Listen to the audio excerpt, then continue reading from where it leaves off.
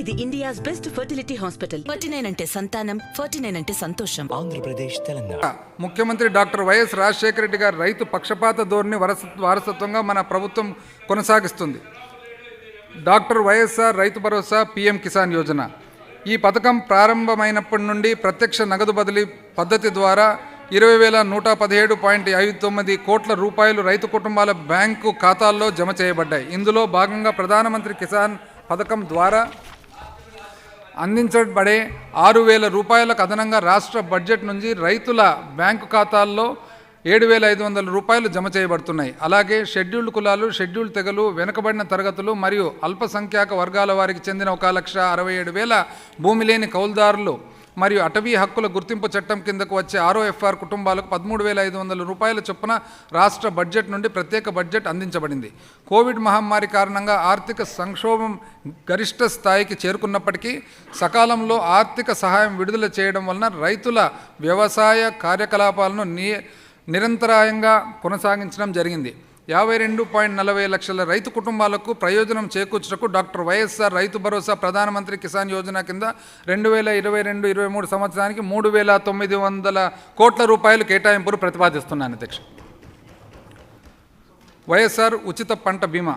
మన ప్రభుత్వం ఈ పంట నామోదు అనగా ఈ క్రాప్ రిజిస్ట్రేషన్ ఆధారంగా వైఎస్ఆర్ ఉచిత పంట బీమా పథకాన్ని అమలు చేస్తుంది. ఫలితంగా ఈ క్రాప్ కింద నామోదు చేసుకున్న రైతులందరూ స్వయంగా ఉచిత పంట బీమా పథకం కిందకు వస్తారు. నీతి ఆయోగ్ మన కార్యక్రమాన్ని ఇతర రాష్ట్రాల అనుసరించదగిన ఆదర్శ నమూనా కార్యక్రమం గుర్తించింది. 2019 ఖరీఫ్ సీజన్లో ఈ పథకం ప్రారంభమైనప్పటి నుంచి ప్రత్యక్ష నగదు బదిలీ పథకం ద్వారా 29.05 లక్షల మంది రైతులకు 3,707.02 కోట్ల రూపాయల బీమా క్లెయిమ్లను గత ప్రభుత్వం బకాయిలతో సహా చెల్లించడం జరిగింది. వైఎస్ఆర్ ఉచిత పంటల బీమా పథకం కోసం 2022-23లో 1,802 కోట్ల రూపాయలను కేటాయింపును ప్రతిపాదిస్తున్నాను. వైఎస్ఆర్ సున్నా వడ్డీ పంట రుణాలు. 2019-20 రబీ కాలంలో మరియు 2020-21 ఖరీఫ్ కాలంలో తీసుకున్న 1 లక్ష రూపాయల వరకు ఉన్న పంట రుణాల కోసం 2021-22 ఆర్థిక సంవత్సరంలో 12,30,000 మంది అర్హులైన రైతులు బ్యాంక్ ఖాతాల్లో 207.72 కోట్ల రూపాయల వడ్డీ రాయితీలను మన ప్రభుత్వం నేరుగా వారి ఖాతాల్లోకి జమ చేయడం జరిగింది. ఈ పథకం ప్రారంభించినప్పటి నుండి గత ప్రభుత్వం పెండింగ్లో ఉంచిన బకాయిలతో సహా 65.01 లక్షల మంది రైతుల ఖాతాల్లో 1,185 కోట్ల రూపాయలను ప్రత్యక్ష నగదు బదిలీ విధానంలో జమ చేయడం జరిగింది. 2022-23 ఆర్థిక సంవత్సరానికి గాను వైఎస్ఆర్ సున్నా వడ్డీ పంట రుణాల కోసం 500 కోట్ల రూపాయలను కేటాయింపును ప్రతిపాదిస్తున్నాను. వైఎస్ఆర్ రైతు భరోసా కేంద్రాలు. గ్రామ సచివాలయాల విస్తరణలో భాగంగా మన ప్రభుత్వం రాష్ట్ర వ్యాప్తంగా 10,778 రైతు భరోసా కేంద్రాలను ఏర్పాటు చేసింది. ముందుగా పరీక్షించిన నాణ్యమైన మూల వనరులను సరఫరా చేయడం ద్వారా రైతు భరోసా కేంద్రాలు రైతులకు వివిధ సేవలను అందిస్తున్నాయి. అంతేకాకుండా ఇవి 20,000 రూపాయల వరకు నగదు లావాదేవీలు, బ్యాంకు ఖాతా తెరవడం, ఈకేవైసీ ప్రక్రియను పూర్తి చేయడం, నగదు బదిలీల వంటి బ్యాంకింగ్ సేవలను విస్తరించడంతో పాటు గ్రామ స్థాయిలో కొనుగోలు కేంద్రాలను కూడా పనిచేస్తాయి. 2022-23 ఆర్థిక సంవత్సరంలో రైతు భరోసా కేంద్రాల కోసం 18 కోట్ల రూపాయలు కేటాయింపును ప్రతిపాదిస్తున్నాను. వ్యవసాయ మార్కెటింగ్ మరియు ధరల స్థిరీకరణ నిధి. రైతులకు మద్దతు ధర అందించడంలో మార్కెటింగ్ శాఖ కలిగే నష్టాలను పూడ్చేందుకు 3,000 కోట్ల రూపాయల ధరల స్థిరీకరణ నిధిని మన ప్రభుత్వం ఏర్పాటు చేసింది. మన రాష్ట్రంలో విస్తృతంగా పండించే మిరపకాయలు, పసుపు, ఉల్లి, చిన్న మినుములు, అరటి, బత్తాయి వంటి మరో 6 రకాల పంటలను మన ప్రభుత్వం కనీస మద్దతు ధరను ప్రకటించింది. ఐ రిపీట్ అధ్యక్ష, మన రాష్ట్రంలో విస్తృతంగా పండించే మిరపకాయలు, పసుపు, ఉల్లి, చిన్న మినుములు, అరటి, బత్తాయి వంటి మరో 6 రకాల పంటలను మన ప్రభుత్వం కనీస మద్దతు ధర ప్రకటించింది. కేంద్ర ప్రభుత్వం 2022-23 బడ్జెట్లో 1,500 కోట్ల రూపాయలను మాత్రమే కేటాయించింది. 2022-23 ఆర్థిక సంవత్సరంలో ధరల స్థిరీకరణ నిధి భర్తీ కోసం 500 కోట్ల రూపాయల కేటాయింపును ప్రతిపాదిస్తున్నాను. అంటే అధ్యక్ష, కేంద్ర ప్రభుత్వం 1,500 కోట్లు కేటాయిస్తే రాష్ట్ర ప్రభుత్వం 3,000 కోట్లు కేటాయిస్తూ 3,000 కోట్లలో ఏదైతే తక్కువ పడుతుందో దాన్ని భర్తీ చేసేదానికి 500 కోట్లు కాకపోతే మొత్తము 3,000 కోట్లు అని చెప్పి తెలియజేస్తా ఉన్నాను. అధ్యక్ష, వైఎస్ఆర్ వ్యవసాయ పరీక్ష కేంద్రాలు. రైతుల నకిలీ విత్తనాలు, ఎరువులు మరియు పురుగుల మందు కొరతతో బాధపడుతున్నారు. ఈ సమస్యను పరిష్కరించడానికి జూలై 8, 2021 మొదటి దశలో 70 వ్యవసాయ పరీక్ష కేంద్రాలను స్థాపించడం జరిగింది. ఈ పరీక్ష కేంద్రాలు రైతులకు మంచి నాణ్యమైన మూలవనరులను పొందడంలో సహాయపడుతున్నాయి. అలాగే ఇవి పంటల ఉత్పత్తి మరియు ఉత్పాదకతను పెంచడానికి దోహదపడుతున్నాయి. మిగిలిన 77 పరీక్ష కేంద్రాల నియోజకవర్గ స్థాయిలో 2022 ఖరీఫ్ కాలం నుండి పనిచేస్తాయి. వైఎస్ఆర్ వ్యవసాయ పరీక్ష కేంద్రాల కోసం 2022-23లో 50 కోట్ల రూపాయలను ప్రతిపాదిస్తున్నాను. వ్యవసాయ యాంత్రీకరణ. మన ప్రభుత్వం ప్రతి వైఎస్ఆర్ రైతు భరోసా కేంద్రం వద్ద 10,750 వ్యవసాయ యంత్రాల అద్దె కేంద్రాలను సిహెచ్సి ఏర్పాటు చేయడం ద్వారా చిన్న మరియు సన్నకారు రైతులకు ఎటువంటి పెట్టుబడి మరియు నిర్వహణ భారం లేకుండా అద్దెకు వ్యవసాయ యంత్రాలను అందించడానికి, వరి పంట ప్రధానంగా ఉన్న ప్రాంతాల పంట కోతలతో యాంత్రీకరణ సేవలను ప్రోత్సహించడానికి 1615 క్లస్టర్ స్థాయి సిహెచ్సిలను పంట కోత యంత్రాలు అనగా కంబైన్డ్ హార్వెస్టర్లు, వరిగడ్డి బెయిలర్లు మొదలగు వాటితో మన ప్రభుత్వం ఏర్పాటు చేస్తుంది. ఉచిత మరియు రాయితీతో విద్యుత్ సరఫరా. మన ప్రభుత్వం వ్యవసాయ అవసరాల కోసం 19.64 లక్షల పంపు సెట్లకు 9 గంటల ఉచిత పగటిపూట విద్యుత్ సరఫరా చేస్తుంది. ఉద్యానవన మరియు నర్సరీలకు కూడా ఉచిత విద్యుత్తును మన ప్రభుత్వం సరఫరా చేస్తుంది. ఇంతేకాకుండా ఆక్వా రైతులకు యూనిట్కు ₹1.50 చొప్పున రాయితీతో కూడిన విద్యుత్ సరఫరా ఇవ్వడం జరుగుతుంది. రాష్ట్రంలోని రైతులకు ఉచిత విద్యుత్ సరఫరా కోసం నగదు బదిలీ పథకాన్ని అమలు చేస్తున్నాం. వ్యవసాయ పంపు సెట్లకు మీటర్లు అమర్చేందుకు అయ్యే ఖర్చు కూడా మన ప్రభుత్వమే భరిస్తుంది. 2022-23 ఆర్థిక సంవత్సరానికి 5,000 కోట్ల రూపాయలను విద్యుత్ రాయితీ కొరకు ప్రతిపాదిస్తున్నాను. పశుసంవర్ధక, పాడి మరియు మత్స్య పరిశ్రమ అభివృద్ధి. కోళ్ల పరిశ్రమ, పాడి పరిశ్రమ, పశువుల పెంపకం మరియు మత్స్య పరిశ్రమ వ్యవసాయ సమాజానికి అనుబంధ ఆదాయం అందిస్తూ రాష్ట్రంలో ముఖ్యమైన ప్రాథమిక జీవనోపాధిగా మారాయి. 2020-21లో దేశంలో గుడ్ల ఉత్పత్తిలో 1వ స్థానంలోనూ, మాంసం ఉత్పత్తిలో 2వ స్థానంలోనూ, పాల ఉత్పత్తిలో 5వ స్థానంలోనూ మన రాష్ట్రం నిలిచింది. వైఎస్ఆర్ పశు నష్ట పరిహార పథకం కింద 43,988 మంది రైతులకు ఆవు లేదా గేదె ఒక్కింటికి 30,000 రూపాయల చొప్పున మరియు గొర్రె లేదా మేక ఒక్కింటికి 6,000 రూపాయల చొప్పున నష్టపరిహారం అందించడం కోసం 169.52 కోట్ల రూపాయలు మంజూరు చేయబడ్డాయి.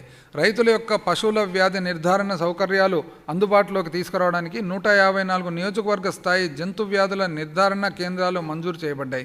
అంతేకాకుండా దేశంలోని తొలిసారిగా 340 అంబులెన్స్ను కొనుగోలు చేయడం ద్వారా సంచార పశు అంబులేటరీ క్లినిక్లను ప్రారంభించడం జరిగింది. మొత్తం చేపల ఉత్పత్తిలో 46.23 లక్షల మెట్రిక్ టన్నుల ఉత్పత్తి, 29.40% వాటితో దేశంలోని మన రాష్ట్రం మొదటి స్థాయిలో ఉంటూ 16.5 లక్షల జనాభాకు జీవనోపాధిని కల్పిస్తుంది. భారతదేశ మత్స్య ఎగుమతిలో 36% వాటాను కలిగి మన రాష్ట్రం మొదటి స్థానంలో ఉంది.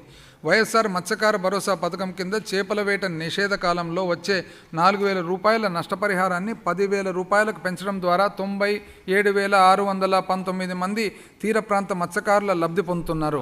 గ్రామ స్థాయిలో రైతులకు మూల వనరులకు పరీక్ష సౌకర్యాలను కల్పించేందుకు మన ప్రభుత్వం 35 సమీకృత ఆక్వా ప్రయోగశాలను ఏర్పాటు చేస్తుంది. అదనంగా సముద్రంలోని లోతైన ప్రదేశాల చేపల వేటను ప్రోత్సహించడానికి మరియు సురక్షితమైన బైరింగ్ సౌకర్యాలను అందించడానికి అంతర్జాతీయ ప్రమాణాల ప్రకారం 8 చేపల వేట హార్బర్ నిర్మాణానికి మన ప్రభుత్వం చేపట్టింది. 2022-23లో పశుసంవర్ధక, పాడి పరిశ్రమ అభివృద్ధి మరియు మత్స్యశాఖకు 1,568.83 కోట్ల రూపాయల కేటాయింపును ప్రతిపాదిస్తున్నాను. ప్రజా పంపిణీ వ్యవస్థ. మన ప్రభుత్వం ప్రజా పంపిణీ వ్యవస్థ పీడిఎస్ కింద పౌరుల ఇంటి వద్దకే అవసరమైన వస్తువులను పంపిణీ చేస్తుంది. 1.5 కోట్ల మంది రేషన్ కార్డు లబ్ధిదారులందరికీ పారదర్శకమైన తిరిగి వేలం వేసే ప్రక్రియ ద్వారా కొనుగోలు చేయబడిన 9,260 సంచార పంపిణీ యూనిట్ల ద్వారా నిత్యావసర వస్తువుల పంపిణీ చేయడం జరుగుతుంది. షెడ్యూల్ కులాలు, షెడ్యూల్ తెగలు, వెనుకబడిన తరగతులు మరియు అల్పసంఖ్యాక వర్గాలకు చెందిన యువత ఈ సంచార పంపిణీ యూనిట్లను నిర్వహిస్తున్నారు.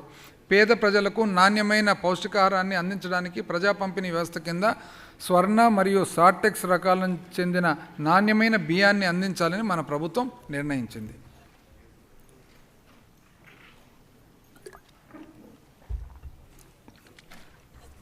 ఆరోగ్యం మరియు పోషకాహారం.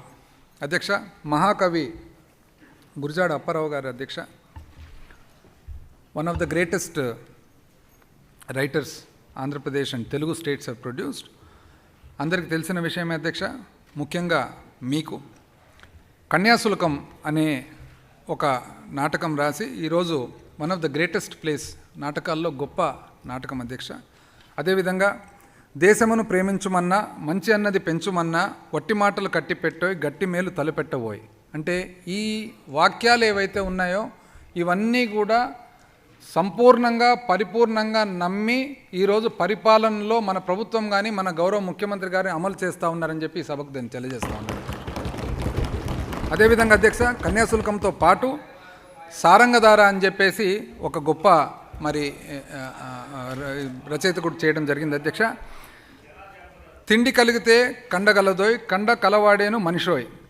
మొదట స్తంభము బలమైన మానవ సామర్థ్య అభివృద్ధిని సాధించడంలో మంచి ఆరోగ్య వ్యవస్థ కలిగిన సమాజం ఎంతో కీలక పాత్ర పోషిస్తుంది. నీతి ఆయోగ్ వైద్య సూచిక 2021 నివేదికల్లో 2 ఏళ్ల క్రితం 4వ స్థానంలో ఉన్న మన రాష్ట్రం నేడు దేశంలోని 2వ స్థానానికి ఎదగడం ద్వారా మా ప్రభుత్వం యొక్క విశేష కృషి ప్రతిబింబించడానికి గౌరవ సభకు తెలియజేస్తున్నాను. నెట్వర్క్ ఆసుపత్రుల సంఖ్యను 919 నుండి 1757కి పెంచడం, చికిత్సలను 1059 నుండి 2446కి పెంచడం ద్వారా మరియు ఒక్కో కుటుంబానికి ఆదాయ పరిమితిని ఏడాదికి 5 లక్షల రూపాయలకు పెంచడం ద్వారా గౌరవనీయులైన ముఖ్యమంత్రి 2019లో వైఎస్ఆర్ ఆరోగ్యశ్రీ పథకాన్ని పునరుద్ధరించారు. 1000 రూపాయల కంటే ఎక్కువ ఖర్చయ్యే అన్ని చికిత్సలు ఈ పథకం కింద చేర్చబడ్డాయి. క్యూఆర్ కోడ్తో కూడిన దాదాపు 1.4 కోట్ల వైఎస్ఆర్ ఆరోగ్యశ్రీ స్మార్ట్ హెల్త్ కార్డులు పంపిణీ చేయబడ్డాయి. జాతీయ కుటుంబ ఆరోగ్య సర్వే 4వ విడత నివేదిక ప్రకారం 2019-20లో 74.6% ఉన్న ఆరోగ్య బీమా పథకం పరిధిలోకి వచ్చే కుటుంబాల శాతం 2021-22 నాటికి 91.27% పెరిగింది. రిపీట్ అధ్యక్ష, జాతీయ కుటుంబ ఆరోగ్య సర్వే 4వ విడత నివేదిక ప్రకారం 2019-20లో 74.6%గా ఉన్న ఆరోగ్య బీమా పథకం పరిధిలోకి వచ్చే కుటుంబాలకు శాతం ఈరోజు 2021-22 నాటికి 91.27%కి పెరిగింది అధ్యక్ష. వైఎస్ఆర్ ఆరోగ్య ఆసరా పథకం కింద మా ప్రభుత్వం ఆపరేషన్ తర్వాత రోగి కోలుకునే వ్యవధిలో రోజుకు 225 రూపాయల చొప్పున ఆపరేషన్ అనంతరం జీవనోపాధి భత్యాన్ని రోగులకు అందిస్తుంది. డిసెంబర్ 2019 నుండి ఆరోగ్య ఆసరా కింద 8,83,961 కేసులకు గాను శస్త్రచికిత్స అనంతరం జీవనోపాధి భత్యం కోసం 489.61 కోట్ల రూపాయలు అందించడం జరిగింది. అదనంగా కోవిడ్-19 బాధిత ప్రజలకు వారి ఆర్థిక స్థితితో సంబంధం లేకుండా నగదు రహిత ఆరోగ్య సంరక్షణ సేవను అందించాలని మన ప్రభుత్వం నిర్ణయించింది. 10 కోవిడ్-19 చికిత్సలు మరియు కోవిడ్-19 అనంతరం చికిత్స విధానాలు వైఎస్ఆర్ ఆరోగ్యశ్రీ పథకం కింద చేర్చబడ్డాయి. కేవలము 2,09,765 మంది రోగుల చికిత్సకై ప్రభుత్వము 732.16 కోట్ల రూపాయలను ఖర్చు చేసింది. 2022-23 ఆర్థిక సంవత్సరానికి వైఎస్ఆర్ ఆరోగ్యశ్రీ పథకం కోసం 2,000 కోట్ల రూపాయలను మరియు వైఎస్ఆర్ ఆరోగ్య ఆసరా పథకానికి 300 కోట్ల రూపాయలను ప్రతిపాదిస్తున్నారు. 104 మరియు 108 సేవలు కూడా మన రాష్ట్రంలో పునరుద్ధరించబడ్డాయని నేను గౌరవ సభకు తెలియజేస్తున్నాను. మండలానికి ఒకటి చొప్పున 104 సంచార వైద్య వాహనాల యూనిట్ల సంఖ్య 292 నుంచి 656కి పెంచడం జరిగింది. వీటి ద్వారా ఈసీజీ మరియు మందులతో సహా 29 రకాల పరికరాలను, అన్ని సాంక్రమిత మరియు అసాంక్రమిత వ్యాధుల నిర్ధారణ పరీక్షలతో సహా 20 రకాల సేవలను మన ప్రభుత్వం అందిస్తుంది. అదేవిధంగా 108 అంబులెన్స్ల సంఖ్య 768కి పెరిగింది. జనాభా పరంగా సంచార వాహనాల సంఖ్య నిష్పత్తి 1:1 19,598 నుంచి 1:74,609కి మెరుగుపడింది. 1,19,595 జనాభాకు ఒకటి ఉండగా ఇప్పుడు 1,74,690కి మెరుగుపడిందని తెలియజేస్తా ఉన్నా అధ్యక్ష. పట్టణ ప్రాంతాల్లో ప్రాథమిక ఆరోగ్య సంరక్షణ లోపాన్ని గుర్తించిన ప్రభుత్వం 120 పట్టణ స్థానిక సంస్థల్లో 560 వైఎస్ఆర్ పట్టణ క్లినిక్లను మంజూరు చేసింది. గిరిజన ప్రాంతాల్లో ఆరోగ్య సంరక్షణ సౌకర్యాలను మెరుగుపరచడానికి సీతమ్మపేట, పార్వతీపురం, ఆర్సీవరం, బుట్టాయిగూడెం మరియు దోర్నాల్లో 5 మల్టీ స్పెషాలిటీ ఆసుపత్రులను మా ప్రభుత్వం మంజూరు చేసింది. పాడేరులో గిరిజన వైద్య కళాశాలను మంజూరు చేసింది. ఈ ప్రాజెక్టును 2 ఏళ్లలోపు పూర్తి చేయాలని మా ప్రభుత్వం సంకల్పం.